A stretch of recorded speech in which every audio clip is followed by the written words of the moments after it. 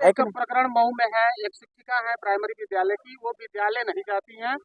जब उनकी खबर को यहाँ के पत्रकारों ने चलाया, बच्चों ने बताया कि मैडम एक एक हफ्ते तक नहीं आती हैं, उस शिक्षिका पे कोई कार्रवाई नहीं हुई, मगर जो 6 पत्रकारों ने उस खबर को दिखाया था, उन पे फर्जी मैं मेरे पास कल ये विषय आया, कल मुझे पता लगा, मैंने एसपी से भी पूछा, डीएम से भी पूछा है इस बारे में। और मैं सम्मानित प्रेस के जो हमारे 6 साथी हैं जिनके खिलाफ एफआईआर हुई है, मैं उन 6 साथियों के साथ हूँ, मैं प्रेस के साथ हूँ। ये बहुत गलत बात है और मुख्यमंत्री जी से मैं बात करूँगा और चिट्ठी भी लिखूँगा। अगर इस तरह की कोई अध्यापक हैं और वो अपने जिम्मेदारी से अपने कर्तव्य का ठीक से निर्वाह नहीं कर रही हैं, तो उनके खिलाफ कार्रवाई होनी चाहिए, उनको इस्तीफा देना चाहिए, जाकर अपना इस्तीफा देकर जो मन सो करें। लेकिन जब आप ऑन ड्यूटी हैं तो आपको शिक्षा के साथ खिलवाड़ करने का कोई हक नहीं है। और प्रेस के लोग अगर सही बात को उजागर कर रहे हैं तो उनके खिलाफ कार्रवाई किसी ने किया तो गलत बात है। मैं लिखूंगा भी, मुख्यमंत्री जी से बात भी करूंगा और अगर इस तरह की कार्रवाई हुई है तो मैं इसकी भर्त्सना करता हूँ, मैं इसकी निंदा करता हूँ। मैं अपने प्रेस के साथियों के साथ हूँ, उन लोगों ने सही विषय उठाने का।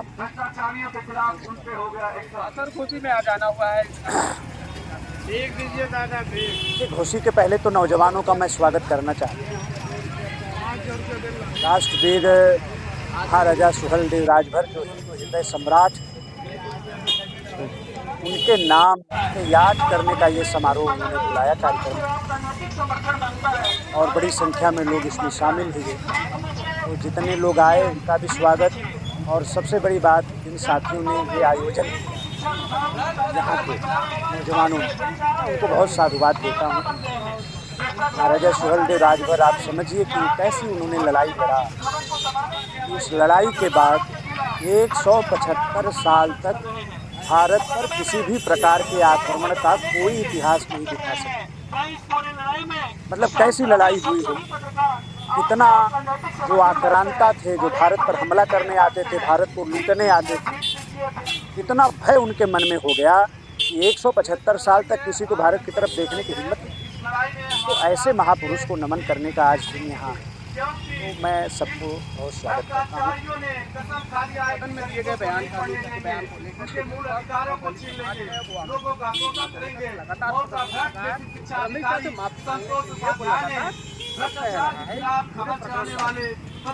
कांग्रेस पार्टी और समाजवादी पार्टी, कम्युनिस्ट पार्टी, इनका असली चेहरा सब्सक्राइब करिए टॉप न्यूज़। मेरा पूरा देश है। अब इनके पास कुछ बचा नहीं। दुनिया जानती है कि भारत के संविधान को 80 बार कांग्रेस पार्टी ने संशोधित किया। 80 बार भारत के संविधान को बदलने का काम कांग्रेस पार्टी ने। 80 बार भारत के संविधान, डॉक्टर साहब भीमराव अंबेडकर के संविधान के साथ छेड़छाड़ किया कांग्रेस पार्टी। और किस लिए किया? अपने निजी हित के लिए। जब इंदिरा गांधी पर मुकदमा हुआ और उनके चुनाव को अयोग्य घोषित कर दिया गया, जब वो इमरजेंसी लगाने की तरफ आगे बढ़ी, तो उन्होंने संशोधन क्या करने के लिए आए कि राष्ट्रपति, उपराष्ट्रपति, प्रधानमंत्री, उप प्रधानमंत्री के खिलाफ जब वो शपथ ले लेंगे तो कोई भी कार्रवाई नहीं की जा सकती, उनसे कोई पूछताछ, मतलब ऐसी मानसिकता। तो कांग्रेस को डॉक्टर साहब भीमराव अंबेडकर के सम्मान के विषय को लेकर कांग्रेस से सीख और सलाह लेने की कोई आवश्यकता नहीं। बाबा साहब, डॉक्टर साहब भीमराव अंबेडकर के द्वारा लिखे गए संविधान को आप समझिए कि 60 बरस तक जम्मू कश्मीर में लागू नहीं होने दिया कांग्रेस पार्टी। मोदी जी की सरकार बनी तब बाबा साहब का संविधान जम्मू कश्मीर में लागू हुआ। और वो बात करेंगे बाबा साहब के सम्मान का। बाबा साहब भीमराव अंबेडकर को भारत रत्न किसने दिया? भारतीय जनता पार्टी की सरकार ने दिया, कांग्रेस पार्टी ने दिया नहीं। कांग्रेस पार्टी ने 2-2 बार बाबा साहब को चुनाव हराने का काम किया, बाबा साहब के सचिव को तोड़कर उनके खिलाफ खड़ा करने का काम किया। वो बात करेगा तो इस सच्चाई को पूरा देश का दलित समाज, पूरा देश इस बात को जानता है।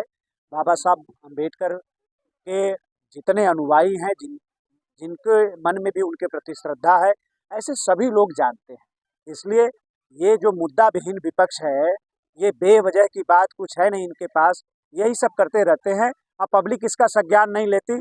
हम प्रेस के साथियों से भी निवेदन करेंगे कि आप भी मत संज्ञान लीजिए। सर आपने अपने भाषण के दौरान कहा कि डायरेक्ट अगर जुड़ना है तो मोदी जी से, योगी से जुड़िए, बिचौलियों से बच के रहिए। ये कौन बिचौलियां हैं जो नहीं, रबर समाज को बरगला रहे हैं? कोई भी हो सकता है, कोई भी हो सकता है।